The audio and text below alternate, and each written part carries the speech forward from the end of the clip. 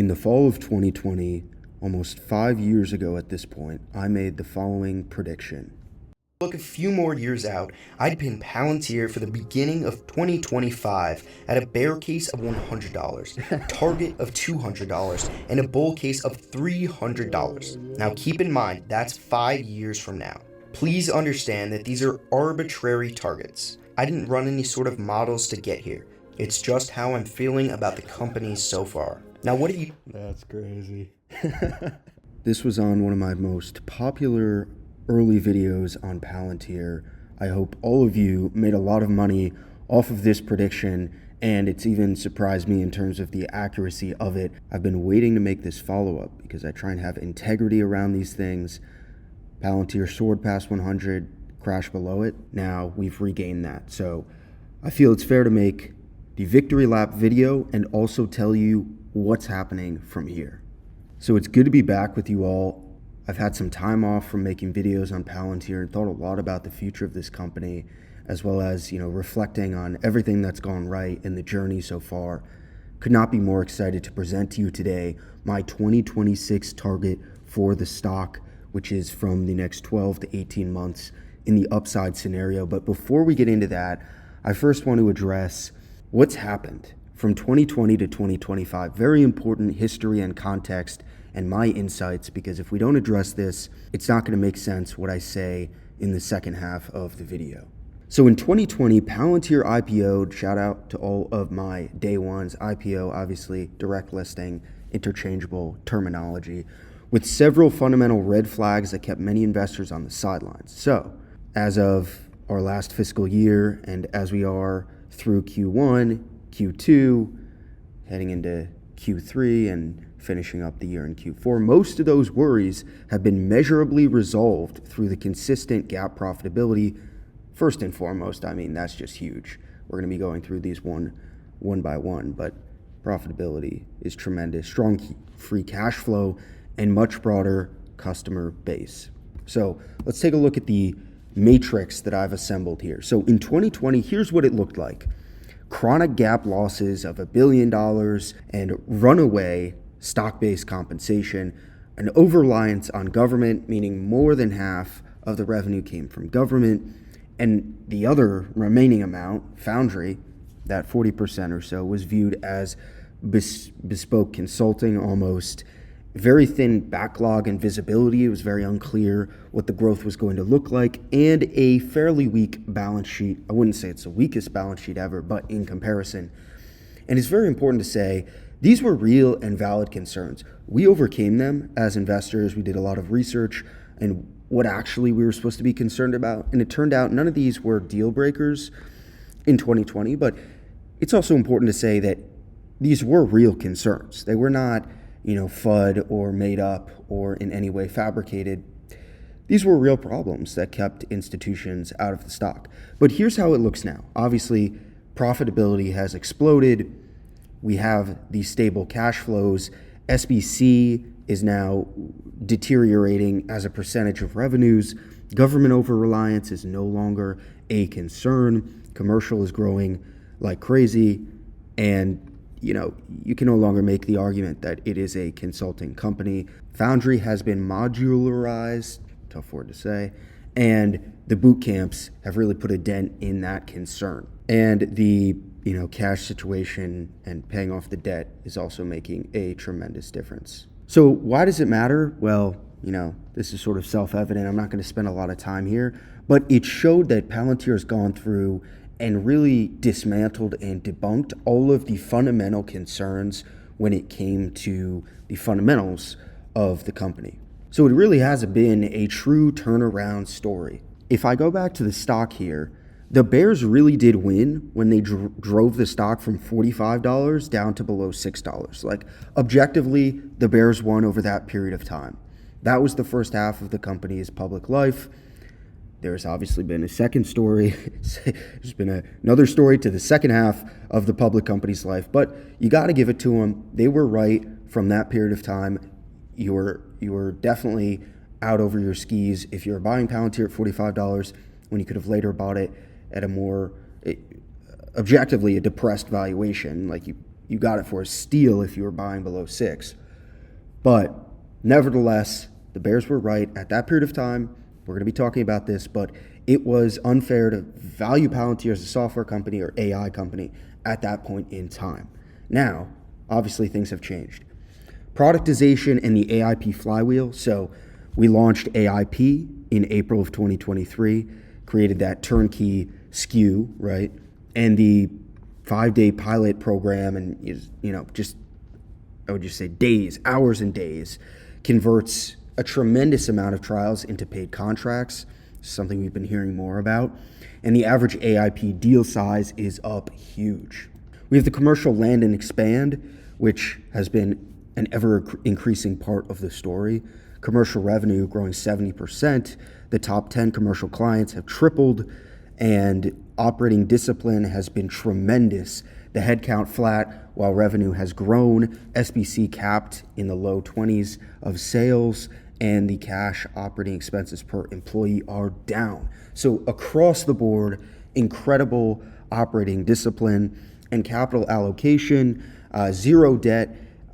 This should say on the order of 50 million in buybacks, offsetting some of that stock-based compensation dilution. And, they're in the position to, if they want to, do any select tuck-in M&A and strengthen that vertical IP, although we know, and what's been a obviously thesis point from the beginning has been, internal growth in terms of product. So remains to be seen what they're going to do there. But coming to the remaining open questions, these are just things that seem obviously a lot less important than they did in 2020. But governance, it's like these Class F shares still give people some concern. Valuation, trades 20 times forward sales or so. Macro sensitivity and AIP competition. These are just like the boilerplate things you could hear in terms of a bear thesis, but they pale in comparison when what you've seen, we looked at that prior list of what the state of Palantir in 2020 was. I'm not concerned about any of these.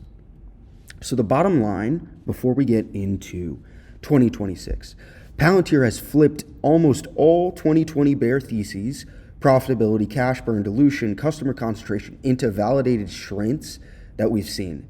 And this is, as a result, what has happened to the stock price. This is what happens when you bet on a company with these theses.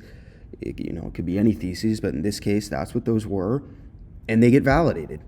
That's what happened. We saw Palantir go from $10 past $100. I predicted it. I mean, it obviously could have gone the other way, but we've been saying this. I say we as a Palantir investor community, we definitely called it. We predicted it, and we've seen the debate now shift from can Palantir survive, which was always a crazy question, to how big can AIP make it, which is just such an inspiring question when you think about it. And a lot of retail investing is about supporting the companies that you believe in, but at the end of the day, we're here to make money, right? We're retail investors. We're not activist investors in the sense that we're not private equity investors. We're not trying to make our own change in the business. So we're here to do both, right? Invest in a great business and in a great story that's doing good for the world. So it's just what I have to say there. We've finally gotten to my favorite part of this presentation, which is the 12 to 18 month upside scenario for Palantir stock, because I think this period of time is when that's going to occur. I have the context on, day one, what the narrative was to now and everything in between.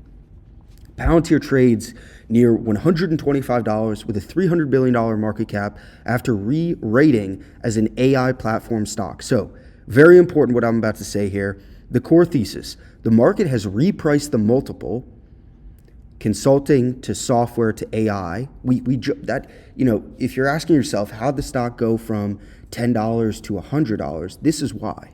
It wasn't just one re-rating, it was multiple, and on a multiple basis. So, consulting, you could say anything below $20 maybe, or certainly below $10, the market was valuing Palantir as a consulting company. Anything below probably $50, the market's valuing Palantir as a software company. And now it's valuing it as an AI company. A totally different beast. So the next leg requires the financials to catch up via an AIP-driven revenue surge and powerful operating leverage. So what I'm saying here is the market has increased Palantir's multiple in advance of the financials. The financials haven't caught up yet. So these are two ways you increase a stock price. Investors are willing to pay more for the same amount of earnings, or the earnings go up, right? We've had the first happen, which is investors are confident, but the financials haven't exploded yet, which is the second shoe to drop, right? The next leg of this story here. I don't really hear anyone talking about this. It sounds obvious, but it's like you have to disambiguate what actually drives a stock to be able to understand what comes next. So the target, what is my target? $200 to $250 per share. Essentially, some of what I said in that 2020 prediction, but a year delayed, right? Because you look at what happened when I made that prediction in 2020, the stock, spiked and ripped, almost hit $50 per share. But then what? Then it collapsed, as we know. It collapsed. It went down huge, 80%. I was not expecting that, okay? But since then, it's gone crazy, right? So I'll give myself a little bit of a break. I did not expect the stock to fall 80%. And still it hit the low end of my target. So, I'm just glad that happened. Not for myself, not in terms of an ego standpoint, but I really do care that I'm giving accurate information. So the stock fell 80%, still hit the low end of my target. I'm delaying that high end of the target to 2026 here, which I do believe Palantir will be a $500 to $600 billion market cap, just on the order of $500 billion by the end of 2026, which, and this is the important part, is still just a modest valuation in an absolute sense, beside the $2 to $3 trillion AI leaders and the multi-trillion-dollar generative AI TAM. And who knows, we probably won't even be talking about generative AI in the future. It's, many other forms of AI are coming. So here it is spelled out for you. The typical consulting valuation is, probably even less than this. Yeah, you see the difference, right? Software will be much more valuable than consulting, which is, why we were so frustrated. Is like, you can't label this as a consulting company. And part of that was incumbent on Palantir to tell the story properly, and they eventually did. And then it's like, what is an AI platform valued at? It's much more than software. It's like software itself doesn't have the defining characteristics of an AI native company. It just doesn't. And AI hyper growth, it's like, how high can the multiple go? It remains to be seen. But here are the sort of rough share price zones that I put down. And again, I should probably tighten up these in terms of valuation metrics, but it's just broad strokes here is in terms of what you get. So let's have a look at my assumptions. Just again, rough numbers here.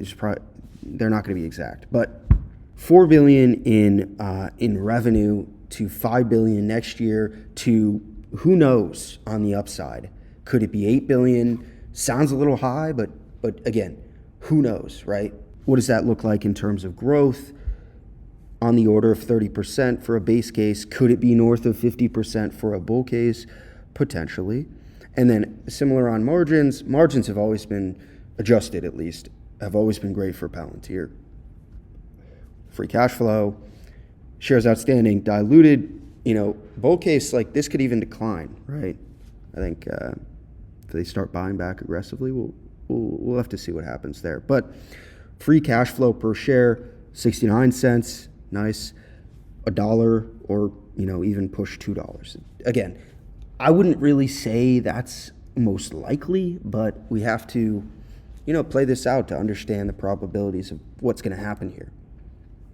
So here's the math. Where are we right now? Base case, $1 in free cash flow. What do you put on that? You put 110 times multiple, and you get to again, roughly where we are right now. For the bull case, where you want to see this next year, something on the order of $1.50 to $2 and 120 times free cash flow, you'll get that $200 to $250 price target for next year.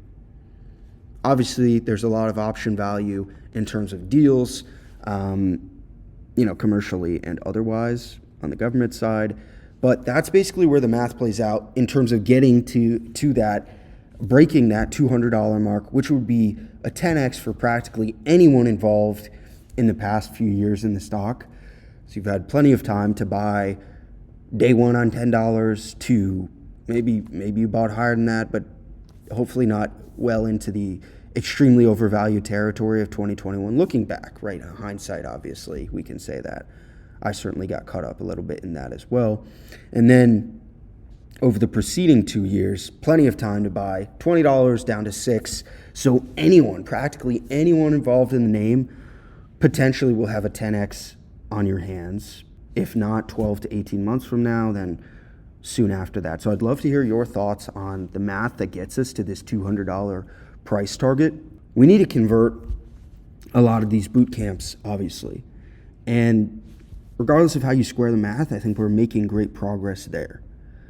As for defense and NATO, there's a lot to be said and a lot of addressable spend.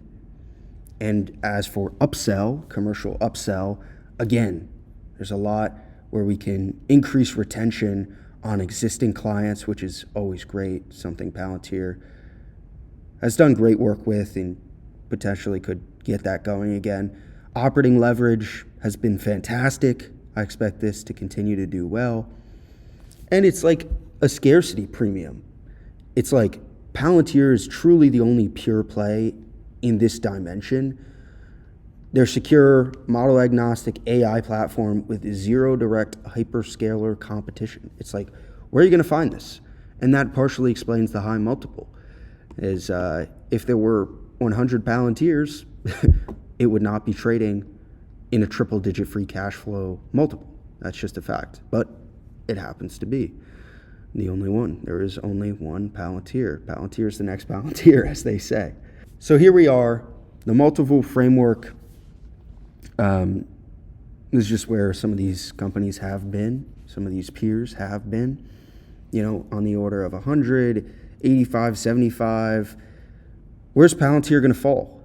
They have the defense grade moat and the higher margins.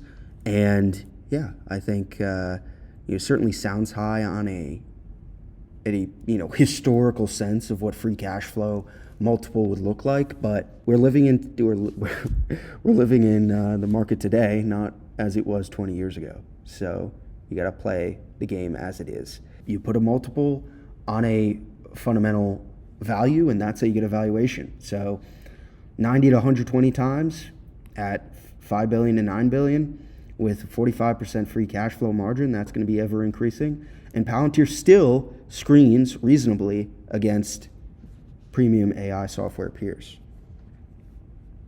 So let me know if you disagree with any of these numbers. I mean, obviously we can poke holes in some of them, but as we're closing off here, the risks. I always like to mention the risks because I want everyone to be aware of the risks. Any macro or Fed or AI itself, maybe there's some sort of issue there, valuation air pockets, execution, if Palantir forgets how to execute, does not seem likely, but certainly a risk. Governance, we can't lose the founders. I think it's very important that the founders stay, at least the current executives, stay in their roles. Competitive response. So there's always competition. I'm sure everyone wants a slice of the Palantir pie. No one has yet come close, though. So that's where we are today. So bottom line, I want to close off this video. Thank you very much for watching. Let me know if you want to see more videos like this. Palantir's share price already captured the narrative shift to AI. The next doubling rests on the numbers. AIP-led revenue inflection. We've been talking about this for a long time, but it's finally on the horizon. expanding free cash flow margins, and peer level AI multiples. So hitting the bull case operating plan, that points to a $200 to $250 per share target and a $500 billion valuation by late 2026. Don't shoot the messenger. Maybe it's in early 2027, but still just a modest footprint relative to the tsunami of Gen AI value creation. Let me say this one more time. $500 billion is nothing when it comes to the future of the stock market, particularly relating to companies benefiting from AI and, of course, those driving the AI revolution. Let me know what you think. It was great making this video. Glad to be back. I'd love to hear your thoughts. Until next time.